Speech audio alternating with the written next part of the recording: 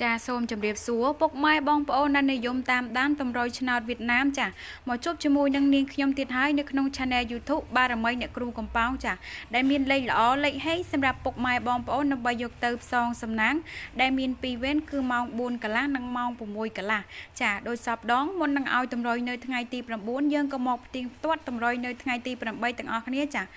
ថ្ងៃទី8ចាខ្ទង់កៅនាងខ្ញុំក៏មានឲ្យចាគឺវាចូលខ្ទង់96នៅម៉ោង4កន្លះគឺវាចូលបានមកគ្រាប់ចាពុកម៉ែបងប្អូនចំណែកលេខគ្រាប់ VIP វិញចានេះខ្ញុំក៏មានឲ្យ24គឺវាចូលត្រឡប់42នៅប៉ុស D ចានៅម៉ោង4កន្លះដូចគ្នាចំណែកលេខគ្រាប់58គឺវាចេញត្រឡប់ដដែលនៅម៉ោង6កន្លះ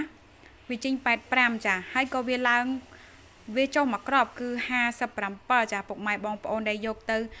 ឡើងមកក្របចុះមកក្របនឹងត្រឡប់គឺកត់ចូលហើយនៅថ្ងៃនេះចាបងប្អូននៅក្នុង YouTube ចាដូច្នេះកុំឲ្យខាត់ពេលវេលាយូរយើងមកយកតម្រុយនៅថ្ងៃទី9ទាំងអស់គ្នាចានាងខ្ញុំសូមដូរថ្ងៃខែថ្ងៃទី9ចាលេខអូនាងខ្ញុំក៏មានឲ្យ2ខ្ទង់ដដែលចាគឺខ្ទង់60ជាមួយនឹងខ្ទង់8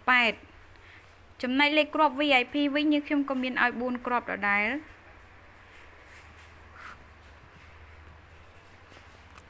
ចាគឺលេខ14 36 68 02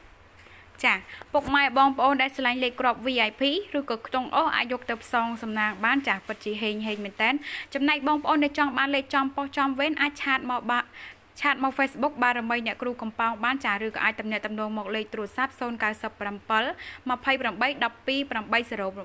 808ចាចំណែកបងប្អូនដែលយកលេខទៅចាក់ត្រូវគឺត្រូវជូនសុគន្ធតាមសទ្ធាចាជួបនាងខ្ញុំនៅវីដេអូក្រោយជាបន្តទៀតចាសូមអរគុណ